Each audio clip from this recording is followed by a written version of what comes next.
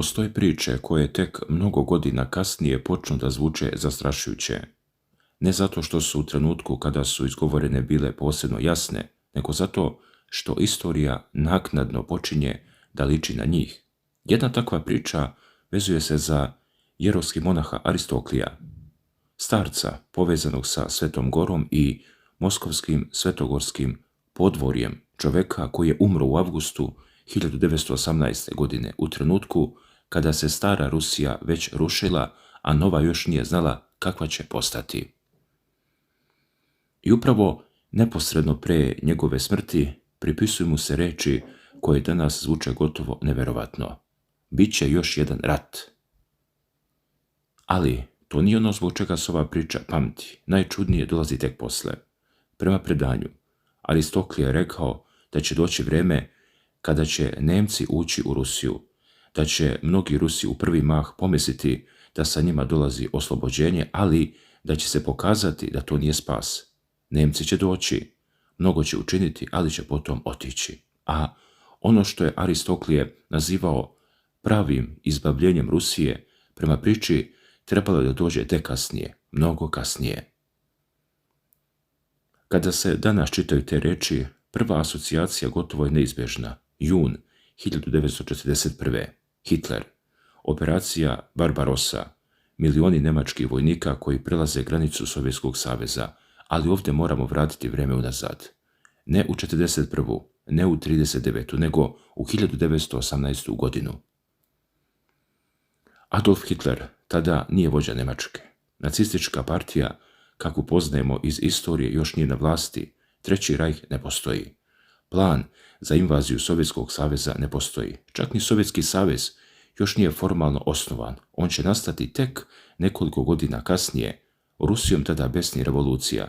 Car Nikolaj II je zbačen, boljševici su preuzeli vlast, građanski rat se širi, stari društveni poredak nestaje gotovo preko noći. Ljudi ne znaju hoće li Rusija sutra uopšte izgledati kao država koju su poznavali. I upravo u tom haosu, prema kasnim svjedočenjima, Aristoklije govori ne samo o sadašnjoj katastrofi, nego i o onome što tek dolazi. Kada mu navodno govore da se formira Bela armija i da možda ipak postoji nada da će boljševici biti brzo poraženi, on odgovara da još nije došlo vreme.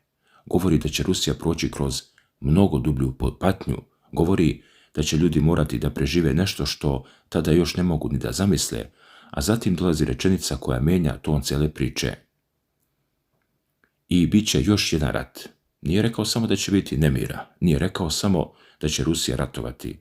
Priča mu pripisuje nešto mnogo konkretnije. Nemci će ući u Rusiju. I tu se pojavlja detalj koji je možda najjeziviji. Mnogi Rusi će, prema tim rečima, misliti da Nemci dolaze kao oslobodioci, ali neće biti tako. Da bismo razumeli koliko je ova tvrdnja zanimljiva, moramo pogledati šta se stvarno dogodilo više od 2 decenije kasnije. Dana 22. juna 1941. godine nacistička Njemačka pokreće jednu od najvećih vojnih operacija u istoriji, operaciju Barbarossa. Ogromne njemačke snage, zajedno sa saveznicima, udaraju na Sovjetski savez duž fronta koji se proteže od Baltika do Crnog mora. U prvim nedeljama sovjetske jedinice trpe katastrofalne gubitke. Čitave armije bivaju opkoljene. 100.000 vojnika završavaju u zarobljeništvu. Njemačke kolone brzo napreduju kroz Belorusiju, Ukrajinu i Baltičke teritorije. Minsk pada. Smolensk postaje poprište ogromnih borbi. Kijev je opkoljen. Put prema Moskvi djeluje otvoreno. U jednom trenutku čini se da je Sovjetski savez pred slomom. Ali priča o Aristokliju nije zanimljiva samo zato što govori da će Nemci vojno ući duboko u ruski prostor. Mnogo je zanimljivije ono drugo, da će neki ljudi poverovati da Nemci donose oslobođenje i istorija ovdje postaje mnogo složenija nego što se često prikazuje. Sovjetski savez 1941. nije bio zemlja bez unutrašnjih rana. Iza njega su bile godine kolektivizacije, velike represije, čistke, zatvaranja, deportacije, progon verskog života, glad. U pojedinim oblastima milioni ljudi imali su lične razloge da mrze sovjetski sistem. Zbog toga se u nekim oblastima njemačke jedinice u početku zaista dočekivane bez otpora, pa čak i sa nadom da će rušenje sovjetske vlasti donijeti nešto bolje. To naravno ne znači da su Rusi dočekali Hitlera kao oslobodioca. Takva tvrdnja bila je grubo pojednostavljenje istorije, ali znači da je postojala upravo ona psihološka mogućnost o kojoj govori priča pripisana Aristokliju. Da neprijatelj koji dolazi s polja bude pogrešno protumačen kao spas od unutrašnjeg režima, a onda dolazi brutalno razočaranje, jer nacistička politika prema osvojenim teritorijima vrlo brzo pokazuje da se ne radi o oslobođenju, radi se o okupaciji, o rasnom ratu, o masovnom ubijanju, o uništavanju, o eksploataciji teritorija, o gladi, o deportacijama i tako dalje.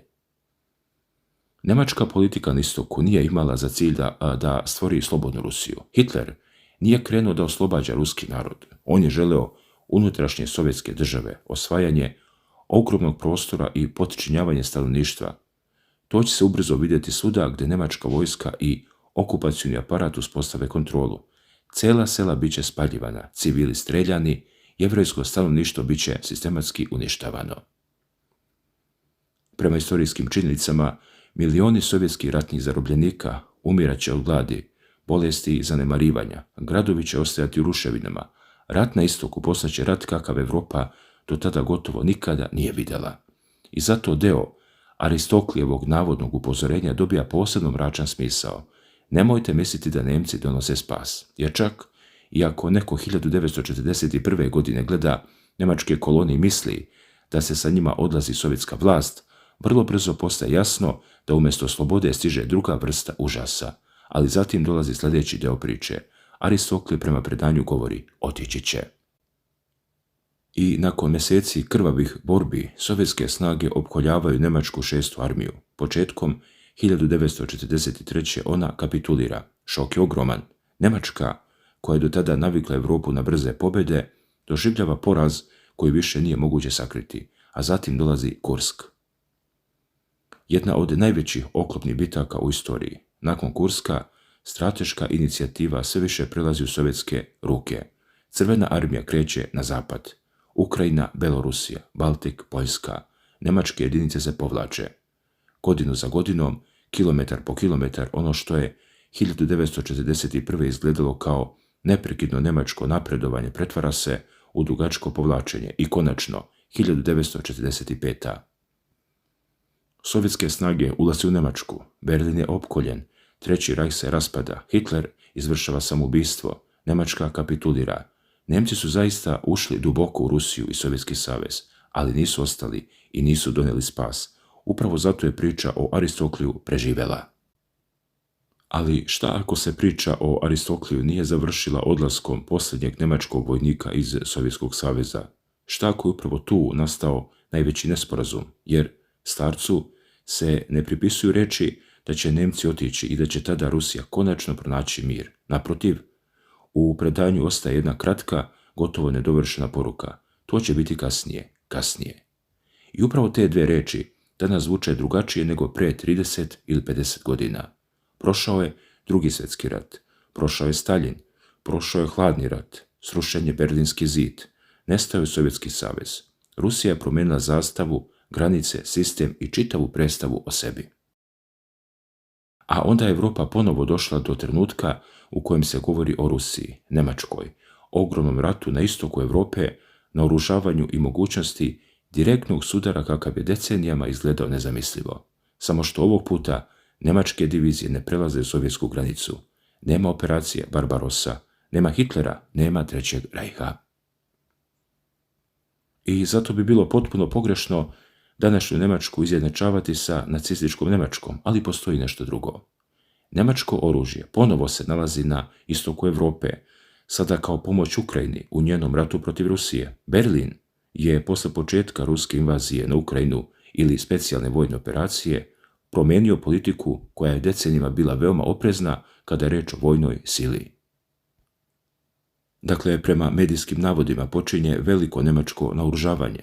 U Ukrajini stižu njemački sistemi, Leopard tenkovi, Iris-T, municija, oprema, financijska pomoć, obuka, a istovremeno se u Europi sve otvorenije govori da kontinent mora biti spreman za mogućnost dugotrajnog sukoba sa Rusijom i tu priča postaje zanimljiva. Jer Aristoklije nije mogao govoriti o Europskoj uniji, nije mogao govoriti o NATO-u u današnjem obliku, nije mogao govoriti o Ukrajini kao nezavisnoj državi, nije mogao govoriti o dronovima, satelitima, raketama dugog dometa i savremenom ratu. Umro je 1918. godine. Međutim, ljudi koji danas ponovo čitaju njegove reči neizbježno nailaze na isto pitanje: zašto se Njemačka ponovo pojavljuje u velikoj ruskoj istorijskoj priči? Ovog puta ne kao vojska koja kreće prema Moskvi, nego kao jedna od ključnih europskih država koja pomaže zemlji protiv koje Rusija vodi rat, a iz Moskve posljednjih godina upravo istorija sve češće ulazi u politički govor. Drugi svjetski rat, nacizam, veliki otadžbinski rat, pobjeda 1945. Sjećanje na milijune mrtvih, sve to ponovo postaje deo načina na koji rusko rukovodstvo objašnjava sadašnji sukob. Sa druge strane, Berlin i zapadne vlade odbacuju rusko poređenje današnje podrške Ukrajini sa nacističkim napadom na Sovjetski savez. Njihova pozicija je potpuno drugačija. Rusija je napala Ukrajinu, a evropske zemlje pomažu Ukrajini da se brani.